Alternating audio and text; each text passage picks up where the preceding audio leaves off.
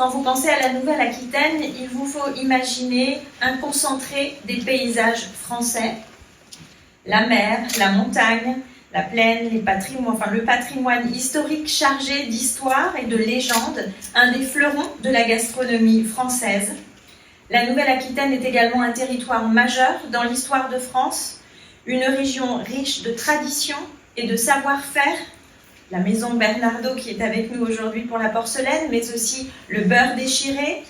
Vous retrouvez ici aujourd'hui des boutiques à Tokyo qui représentent une partie des savoir-faire de notre très belle région Nouvelle-Aquitaine. C'est aussi grâce justement à la richesse de ce territoire que nous recevons chaque année plus de 30 millions de touristes, dont 26 millions viennent de France. Si nous sommes la première destination privilégiée des Français, c'est aussi parce qu'ils savent que chez nous, en Nouvelle-Aquitaine, se trouve l'essentiel, le meilleur peut-être aussi d'une partie de la France. Si je devais résumer les atouts de la région Nouvelle-Aquitaine, ce qui est une tâche relativement difficile, je dirais que c'est une destination qui est connue pour son authenticité à 2 heures de Paris. Nous avons un très bon réseau de transport en commun, ce qui vous permet de visiter la région même si vous n'avez pas de voiture. La Nouvelle-Aquitaine, c'est une région de France qui se situe dans le sud-ouest, qui fait la taille de Hokkaido, comme on l'a dit tout à l'heure, et qui présente 2 frontières naturelles, les Pyrénées au sud, la frontière avec l'Espagne, et la façade atlantique. Nous sommes la première destination de vacances des Français, la première destination en termes de no-tourisme également. Dans les marqueurs de la destination, nous avons de nombreux sites classés à l'UNESCO, 16 précisément. Et un dernier chiffre, nous avons également 32 villages qui sont classés par l'association des plus beaux villages de France, donc villages historiques. Alors, Nouvelle-Aquitaine, dans une seule et même région, nous offrons une grande variété de destinations relativement différentes. On en a quelques-unes ici, Bordeaux, la capitale régionale, mais aussi la Dordogne, Biarritz et le Pays Basque au sud, le Cognac au nord de Bordeaux, les Pyrénées, Limoges et enfin Aubusson. Je ne les cite pas toutes, mais elles sont nombreuses. Alors aujourd'hui, nous souhaitons vous présenter 2 itinéraires différents sur 2 thématiques qui sont phares pour les Néo-Aquitains, mais aussi pour les Japonais. La gastronomie tout d'abord et ensuite les savoir-faire. Alors ce premier itinéraire autour de la gastronomie part de Bordeaux pour aller à Biarritz en 2 heures de trajet et présentera les principales spécialités gastronomiques de la destination, mais pas uniquement. Alors bienvenue à Bordeaux, la première étape, Bordeaux, capitale de la région, qui est classée par l'UNESCO depuis 2007 et qui a été totalement rénovée ces dernières années. Et suite à ces rénovations, la ville a eu de nombreux prix et récompenses, notamment la récompense des Best European Destination en 2015. Bordeaux, c'est une ville avec un patrimoine très important du XVIIIe siècle. Ici, le miroir d'eau, et ensuite le centre de Bordeaux avec l'hôtel intercontinental 5 étoiles. À Bordeaux, on a 2 sites touristiques majeurs à ne pas manquer pour une visite. Tout d'abord, la Cité du Vin. La cité a ouvert en 2016 et présente les vins, la culture du vin du monde entier, de Bordeaux y compris, mais pas uniquement. Et la Cité du Vin a réouvert cette année, en février, un parcours de visite totalement revisité, totalement refait. Et le deuxième site majeur, ce sont les bassins des Lumières qui ont ouvert en 2021 dans une ancienne base sous-marine de la Deuxième Guerre mondiale. On a des projections d'art digital avec cette année en 2023 une exposition dédiée à Dali et Gaudi et à partir de février 2024 une exposition qui sera dédiée à Van Gogh pendant toute l'année. En termes de spécialités gastronomiques à nouveau dans la région, évidemment, ne pas partir sans avoir goûté les vins de Bordeaux. Les vignobles se situent tout autour de la ville. Ils sont très facilement accessibles, à la fois le Médoc, le Saint-Émilion ou Sauternes. Les huîtres du bassin d'Arcachon, à 1 heure de Bordeaux en train ou en voiture, avec la dune du Pilat. Et évidemment, les cannelés de Bordeaux, puisque le cannelé est une spécialité bordelaise. Est-ce qu'il y a quelques produits qui sont liés au cannelé à Bordeaux? Parce que nous sommes vraiment intéressés par les produits cannelés.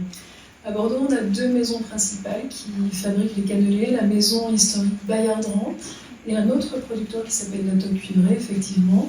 On a une visite organisée par l'Office de tourisme autour des spécialités culinaires et dégustation dans le cannelé. Et puis il y a aussi la possibilité de faire des cours de cuisine et d'apprendre à fabriquer ses propres cannelés. Alors parmi les nouveautés à Bordeaux, je voudrais surtout souligner l'ouverture en novembre prochain, dans quelques semaines, d'un hôtel Mondrian 5 étoiles qui ouvrira avec 97 chambres et un restaurant dirigé par un chef japonais qui proposera une cuisine fusion locale et japonaise. Alors après cette étape bordelaise, je vous emmène au Pays Basque à Biarritz. Biarritz qui est une ville aristocratique, glamour, qui était le lieu de résidence de l'empereur Napoléon III et l'impératrice Eugénie. On peut voir en suivant le superbe hôtel du Palais, qui était la résidence de l'empereur et qui est aujourd'hui un hôtel, un palace géré par le groupe Hayat qui propose 150 chambres. Alors quelques villes que l'on peut visiter au Pays Basque, Bayonne évidemment la capitale, mais aussi Saint-Jean-de-Luz, un très joli port de pêche, et enfin Saint-Jean-Pied-de-Port, qui est la ville où convergent les chemins de Saint-Jacques-de-Compostelle avant de passer en Espagne. Parmi les principales spécialités gastronomiques du Pays Basque, on trouve évidemment le jambon de Bayonne qui est produit localement, le piment d'Espelette qui est cultivé dans le village d'Espelette et qu'on fait sécher sur les maisons, et puis le gâteau basque, l'un des gâteaux préférés des habitants de la région. Un petit clin d'œil spécifique pour vous les Japonais, on produit aussi au Pays Basque du fromage de brebis, sur la selle souvent peut-être Mayumi, qu'on accompagne.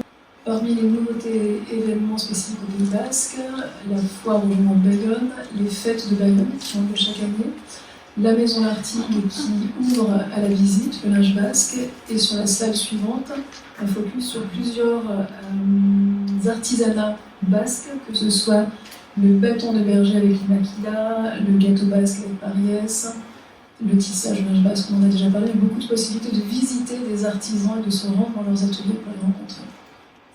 Alors après cet itinéraire sur la gastronomie, on vous emmène plus à l'est de la région, sur un itinéraire axé sur les sites UNESCO et les savoir-faire qui part de Bordeaux pour aller en Dordogne, notamment à Sarlat, remonter sur Limoges et terminer à Aubusson. Alors bienvenue en Dordogne. La Dordogne, c'est l'une des régions les plus touristiques de France, qui mêle à la fois l'histoire et la gastronomie. Et en termes d'histoire, on commence même à la préhistoire, puisque la vallée de la Vézère est classée par l'UNESCO pour la concentration de sites préhistoriques, tels que par exemple la grotte de Lascaux. En Dordogne, on trouve également de nombreux châteaux médiévaux, puisque c'est là que s'est déroulée la guerre de 100 ans entre les Français et les Anglais. Et aujourd'hui, un très grand nombre de ces châteaux sont ouverts aux visiteurs. On a également de nombreux jardins qui sont également ouverts à la visite. Et puis, je voudrais faire mettre un petit coup de projecteur sur un jeu vidéo qui est sorti à l'international au Japon au mois de juin, qui s'intitule Dordogne et qui présente des paysages très bucoliques et très esthétiques de la destination de la Dordogne. Alors, parmi les ambassadeurs, autres ambassadeurs de la destination de la Dordogne, je voudrais mettre en avant Pascal Lombard, qui est un chef étoilé Michelin, qui a un très bel établissement, les Glycines, à côté de patrimoine de la grotte de Lascaux, et qui est également le chef qui officie à Lascaux, notamment dans le cadre de dîners privatifs. Alors, après la Dordogne, on continue notre itinéraire UNESCO et savoir-faire dans la ville de Limoges. Limoges est une ville qui a été récemment classée par l'UNESCO autour de la thématique de la porcelaine, notamment. À Limoges, on a d'abord une très belle gare, puisqu'on arrive en train. Gare qui a été classée l'an dernier plus belle gare de France par les Français. C'est la gare qui figure dans la publicité Chanel avec Audrey Tautou. Limoges est aussi une ville avec un centre historique très attrayant, avec beaucoup de boutiques et des halles Eiffel dans lesquelles on trouve un marché couvert avec une ambiance extrêmement sympathique où on peut déjeuner et rencontrer les producteurs locaux. Limoges, c'est également la ville de naissance du peintre Auguste Renoir. On ne le sait pas forcément, mais il est né à Limoges. Et en souvenir, en hommage à sa ville natale, il a légué au musée des Beaux-Arts de Limoges 2 tableaux que vous pouvez découvrir sur place. Alors voilà une suggestion de lieu où se loger à Limoges, un très bel établissement relais château qui s'appelle la Chapelle Saint-Martin, à la minute au nord de Limoges, avec un chef étoilé Michelin qui propose une cuisine locale extrêmement savoureuse. Alors, on a dit que Limoges était la capitale de la porcelaine et on y trouve effectivement un musée national de la porcelaine, le musée Adrien Dubuchet, qui est une visite incontournable à Limoges où on propose aussi des ateliers où les visiteurs peuvent faire leur propre peinture sur porcelaine. Et j'ai l'honneur de passer la parole à Arthur Bernardo, qui est basé ici à Tokyo, qui va vous donner plus d'informations sur sa maison. Alors après Limoges, dernière étape de notre itinéraire sur la thématique UNESCO et savoir-faire, à Aubusson, dans la Creuse. Donc Aubusson est une petite ville qui est connue pour la fabrication de tapisseries depuis le XVe siècle. La tapisserie d'Aubusson a été classée au patrimoine culturel immatériel de l'UNESCO. Et en réponse à ce classement, en 2016 a ouvert la Cité internationale de la tapisserie que l'on peut visiter aujourd'hui à Aubusson. Emmanuel et Jean-Philippe vous donneront plus de précisions sur la Cité de la tapisserie, mais je voulais également vous montrer le village d'Aubusson, qui est une petite ville de 3500 habitants, qui représente typiquement la campagne française. C'est un village qui a beaucoup de charme, où on peut facilement passer une demi-journée de balade. Et autour d'Aubusson, on trouve un endroit qui n'est pas encore très connu, qui s'appelle la vallée des peintres impressionnistes. C'est un endroit qui a été fréquenté par les peintres impressionnistes à la fin du 19e, début du 20e siècle. Et Monet est venu notamment peindre ici 23 toiles, mais également Guillaumin, Picabia. Aujourd'hui, on a un petit itinéraire sur les traces de Monet. C'est un petit clin d'œil en lien avec les 150 ans de l'impressionnisme qui seront célébrés l'année prochaine. Alors, un petit focus sur les savoir-faire, évidemment, la tapisserie, avec quelques exemples des dernières tentures que vous avez ici. Je laisse la parole à Emmanuel Gérard, directeur de la Cité internationale de la tapisserie d'Aubusson. Elle comporte un musée, bien sûr, avec une collection de références. Et cette collection de références, elle court du XVe siècle, puisque c'est une tradition qui a démarré au XVe siècle, jusqu'à aujourd'hui, avec tout un ensemble de pièces contemporaines. Elle comprend aussi un centre de formation, parce que la tapisserie Princesse Mononoke fait 23 mètres carrés. Le voyage de Chihiro en fait 22,5. La peur d'Oru en fait 17. Et le château ambulant, la plus grande, en fait 25. Toutes ces tapisseries ont été faites intégralement tissées à la main.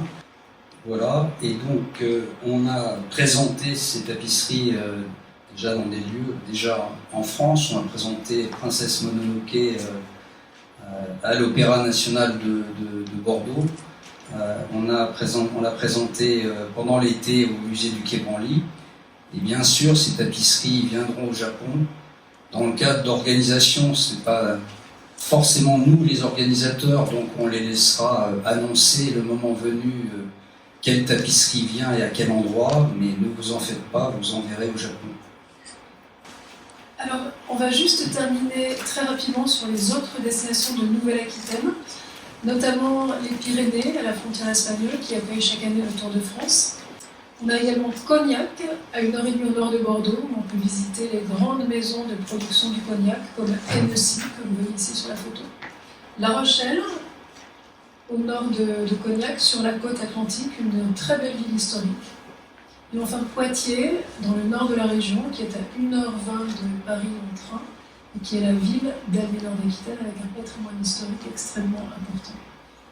Enfin, quelques événements qui auront lieu en 2024 et qui peuvent être de bonnes occasions pour vous de venir découvrir la région. Alors d'abord un marathon particulièrement amusant que les Japonais connaissent souvent, qui est le marathon du Médoc, qui se court déguisé et les points de ravitaillement passent par tous les grands châteaux viticoles. Je voudrais souligner également Bordeaux Fête le Vin, qui est organisé désormais chaque année au mois de juin sur les bords de la Garonne. Évidemment le Tour de France, qui est un grand événement attendu en France et à l'international, qui débutera cette année fin juin du fait des Jeux Olympiques et qui passe chaque année par la Nouvelle-Aquitaine. Et enfin les Jeux Olympiques l'année prochaine en France, et Bordeaux aura l'honneur d'accueillir le tournoi de foot féminin. Voilà pour cette présentation. Merci à tous pour votre attention. On a un temps de questions-réponses. Si vous avez des questions, n'hésitez pas. Nous sommes tous à votre disposition pour y répondre.